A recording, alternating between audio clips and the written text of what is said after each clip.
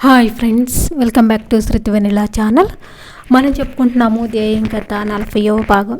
రాసిన వారు ఎండమూరి వీరేంద్రనాథ్ గారు. బిఫోర్ వీడియోలో ధాత్రి స్టేజీ పర్ఫార్మెన్స్ ఇచ్చింది, ప్రథమ ప్రైజ్ వచ్చింది వరకు చెప్పుకున్నాము. ఇక ఈరోజు వీడియోలోకి వెళదాము. ఎయిర్పోర్ట్లో కూర్చొని ఉంది నిఖిత. ఆమె మనసంతా ఉద్వేగంగా ఉంది. ఆ రోజు అమెరికా నుంచి రాము వస్తున్నాడు. చదువు పూర్తి చేసుకొని ఉద్యోగస్తుడయ్యి వస్తున్నాడు. అన్నయ్యని రిసీవ్ చేసుకోవటానికి కాదు. ఆమె మనసు ఉద్వేగంగా ఉన్నది. అదే ఫ్లైట్లో ఏదో పని మీద అవినాష్ కూడా వస్తున్నాడు. అప్పటికి ఏడాది గడువు పూర్తయింది. అదే ఉద్వేగం. విమానం దిగుతున్న ప్రకటన వినగానే లేచి నిల్చుంది నిఖిత. అరగంట తర్వాత రాము వచ్చాడు. అవినాష్ జాడలేదు. రాము ఆమెని ఆప్యాయంగా దగ్గరికి తీసుకున్నాడు. వాళ్ళు నిశ్శబ్దంగా మాట్లాడుకున్నారు. కారులో వస్తుంటే అడిగాడు, ధాత్రి వరుదిని ఎలా ఉన్నారు, సుకుమార్ ఏం చేస్తున్నాడు అని. నిఖిత నవ్వింది. నువ్వు ఎవరిని మర్చిపోలేదన్నమాట అంటూ అందరి విషయాలు చెప్పింది. వరుదిని మొహం మీద ఎవరో యాసిడ్ పోశారు అని చెప్పింది. రాము చాలాసేపు మాట్లాడలేదు. ఇంటికొచ్చాక ఆ సాయంత్రం అతడిని చూడటానికి అందరూ వచ్చారు. ధాత్రి, శ్రీలక్ష్మి, మహతి, ఆమె భర్త. చాలా కాలం తర్వాత అందరూ కలుసుకున్న అనుభూతి.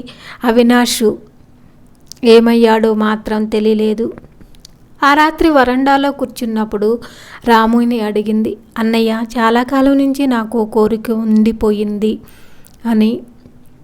ఏమిటమ్మా అది అన్నాడు. రతన్లాల్ నుంచి ఆ ఇల్లు తిరిగి మనం కొనుక్కుందాం. అమ్మ నాన్నగారులు చాలా కష్టపడి ఆప్యాయంగా కట్టుకున్న ఇల్లు అన్నయ్య అది. అందులో మనం ఉంటే వాళ్ళ ఆత్మ సంతోషిస్తుంది. రతన్లాల్ కూడా కొంచెం ఎక్కువ ధర ఇస్తానంటే కాదనడు అంది నిఖిత. రాము చాలాసేపు మాట్లాడలేదు. తర్వాత నెమ్మదిగా అన్నాడు, నిక్కి విషయం అమెరికా నుంచి వ్రాయాలనుకున్నాను నిఖిత అని. ఆమె మనసు కీడు శంకించింది. నేను ఒక అమ్మాయిని ప్రేమించాను. తను రేపొస్తుంది. వాళ్ళ నాన్నగారు అహ్మదాబాదులో పెద్ద పారిశ్రామికవేత్త. చాలా కాలం క్రితం మరణించారు. అక్కడే సెటిల్ అవుదామనుకుంటున్నాను నిక్కీ అన్నాడు. నిఖిత మనసు విచలితమైంది. అన్నయ్య తనతో కలిసి ఉండాలని, తనకి సంపాదించి పెట్టాలని ఆమె ఎప్పుడూ అనుకోలేదు.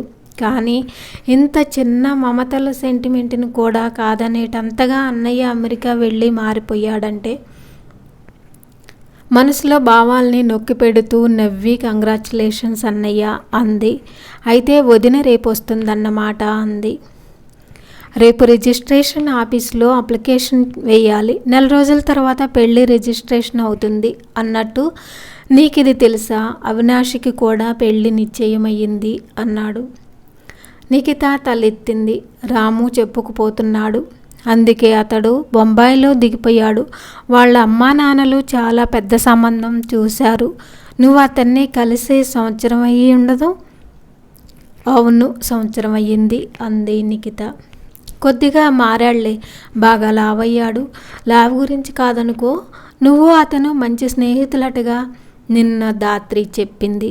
తొందరపడి నువ్వు అతన్ని అంటూ చప్పున ఆపిచేసి చెల్లెల వైపు ఆశ్చర్యంగా చూస్తూ, అదేమిటి నీకి, నీ కళ్ళల్లో నీళ్ళు అని అడిగాడు. నిఖిత చెక్కిళ్ళు తుడుచుకుంటూ ఏం లేదన్నయ్య అంది. అతడు దగ్గరగా వచ్చాడు.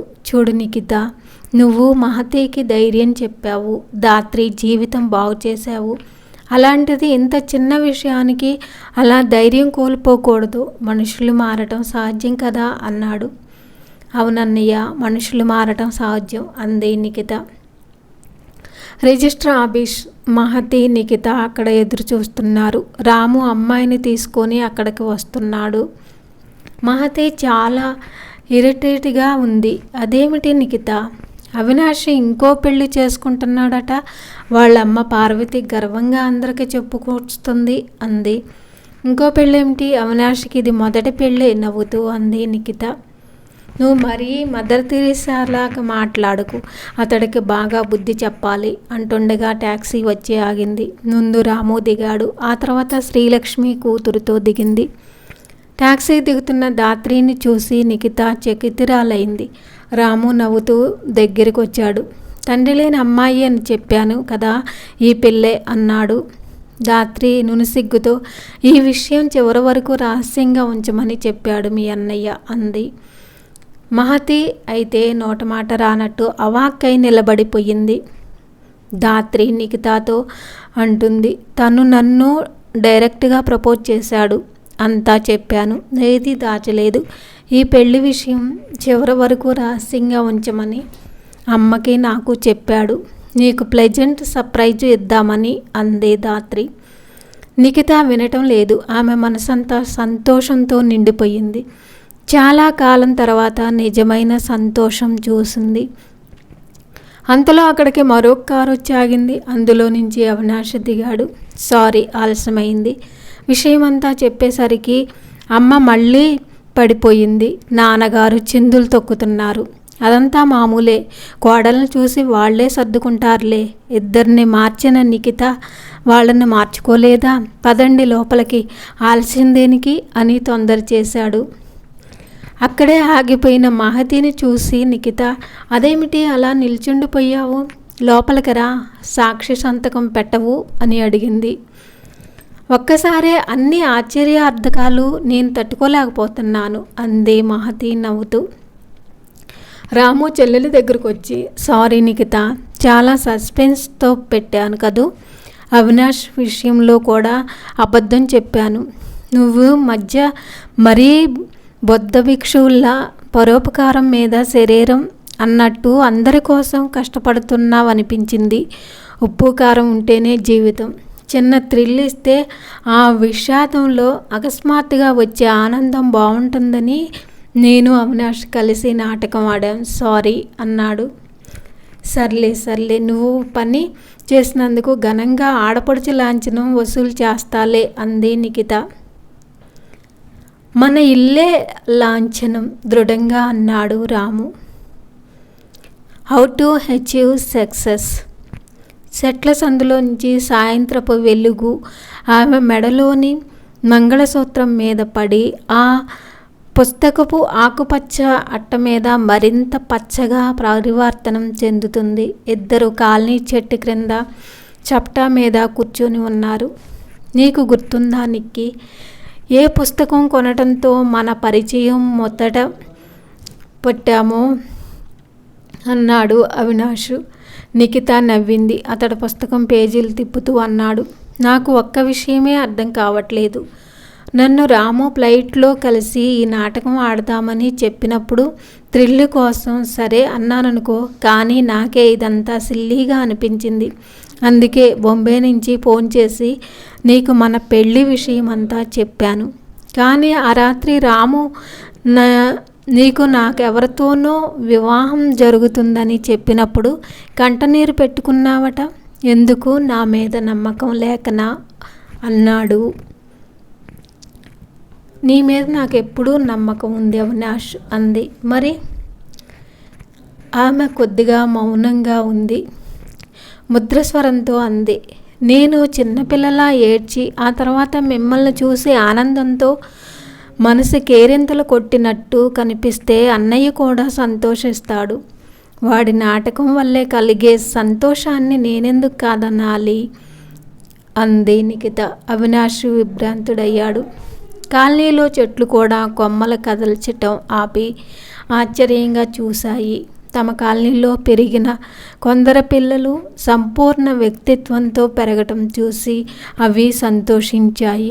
మరికొందరు మరోలా మారటం చూసి విషాదంతో తలలు వంచుకున్నాయి.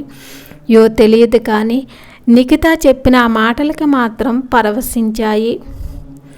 చెట్లు కూడా ఉద్వేగంగా చెందేటంత గొప్ప వివరణది. హౌ టు అచీవ్ సక్సెస్ అన్న పుస్తకంలో చివరి వాక్యం అదే. ముందు మనిషి తనని తాను గెలవటానికి ప్రయత్నించాలి. ఆ విజయం ద్వారా తను ఆనందించాలి. తర్వాత తనకి నష్టం లేని కార్యాల ద్వారా అవతల వారిని సంతోషపెట్టాలి. అది అసలైన విజయం. ఆ తర్వాత చివరగా మరో వాక్యం ఉంది. ఆ స్థాయికి చేరుకున్నాక మనిషి మరింత ఎదుగుతాడు. కేవలం ఇతరుల కోసం పడే కష్టంలోనే ఆనందం పొందటం ప్రారంభిస్తాడు. అటువంటి మనుషులు మహాత్ములు అవుతారు. నిఖిత ప్రేమగా అన్నాడు. అవినాష్ అంది నిఖిత. దీని మీద నీ ఆటోగ్రాఫ్ ఇవ్వు, పుస్తకం ముందుకు తోస్తూ అన్నాడు అవినాష్. ఆమె భర్త వైపు ఆశ్చర్యంగా చూస్తూ, నేను మీకు ఆటోగ్రాఫ్ ఇవ్వటం ఏమిటి అని అడిగింది. ఆ మాటకొస్తే నా జీవితానికి నువ్వే ఒక ఆటోగ్రాఫ్వి, కానీ ఈ పుస్తకాన్ని నేను జీవితాంతం దాచుకోవాలనుకుంటున్నాను. How to achieve success please అభ్యర్థించాడు అవినాష్. ఆమె ఆ పుస్తకాన్ని తీసుకొని మొదటి పేజీలో రాసింది. వేసే ప్రతి అడుగుకి అంగుళం దూరంలో ధ్యేయాన్ని పెడతాడు దేవుడు. అందుకే స్వర్గాన్ని అంత ఎత్తులో కట్టాడు. కొందరే అక్కడికి చేరుకోగలరు. అంగలేసి అలిసిపోని వాళ్ళు మాత్రమే విజయాన్ని సాధిస్తారు అని రాసింది నిఖిత. ఇంతటితో ధ్యేయం కథ పూర్తయింది. ఈ వీడియో మీకు నచ్చితే లైక్ చేయండి, కామెంట్ చేయండి. Please subscribe my channel. Thank you for watching. మరొక మంచి వీడియోతో మళ్ళీ కలుసుకుందాం. Until take care. Bye bye.